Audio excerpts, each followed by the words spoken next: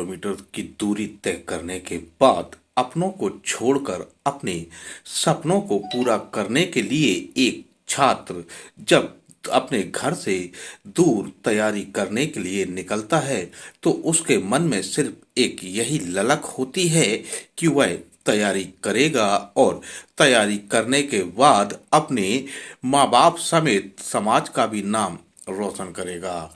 जी हाँ, मैं बात कर रहा हूँ प्रतियोगी परीक्षाओं की तैयारी करने वाले उन छात्रों की जो अपने घर से सैकड़ों किलोमीटर दूर आकर कमरा किराए पर लेकर रहते हैं और वह दिन रात तपस्या करने के बाद अपनी तैयारी में मगन रहते हैं।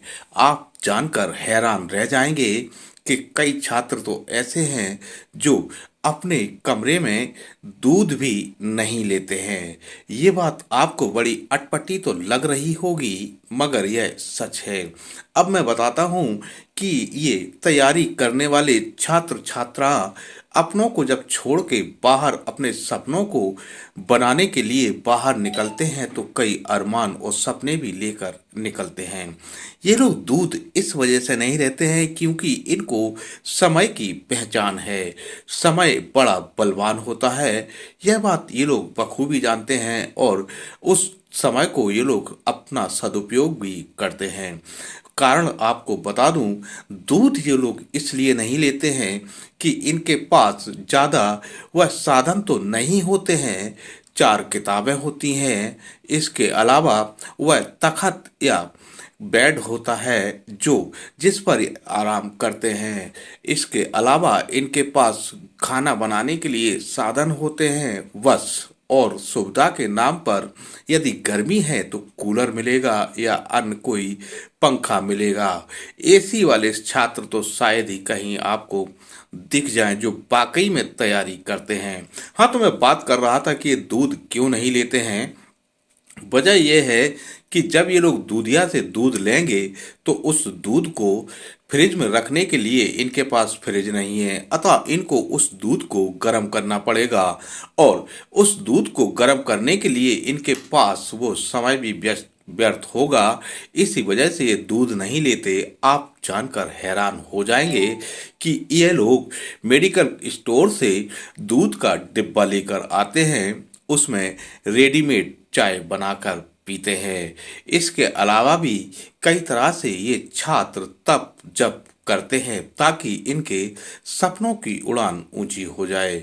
मगर आज मैं ये बात क्यों कह रहा हूँ, दरअसल अभी हाल ही में हुए ARO परीक्षा के परिणाम आने के पहले ही यह जब लोगों को पता चला कि ये ARO के पेपर लीक हो गए हैं, मीडिया रिपोर्ट्स के अनुसार आज यूपी के प्रयागराज में छात्र छात्राओं ने जमकर प्रदर्शन किया। छात्र छात्राओं का आरोप है कि ये पेपर लीक हो गया है और इस पेपर को दोबारा कराया जाए।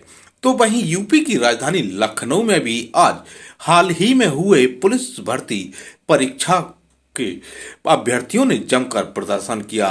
इनका भी यही आरोप है कि हाल ही में जो पेपर हुआ है उसका पेपर के दूसरी मीटिंग वाला पेपर आउट हो गया है और उनको अब दोबारा से यह पेपर कराया जाए।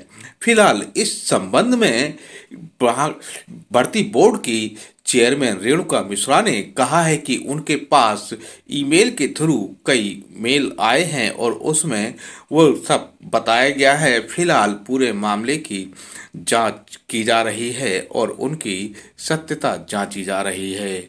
आप यह जानकर हैरान हो जाएंगे उन छात्रों के ऊपर आज क्या गुजर रही होगी, यह तो सिर्फ वही समझ सकते हैं। फिलहाल आज कहने वाले भी यह कहने लगे हैं कि जी के पाँव न फटी विवाही, वो का जाने पीर पराई।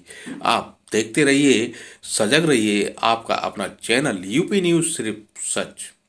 सर, हमारे माँ बाप बुजुर्ग हो रहे हैं, हमसे उम्मीदें रखे हैं कि हमारा लड़का नौकरी करे और वो हमारा सहारा बने, जबकि हम उनके सहारे पे अभी भी आश्रित हैं।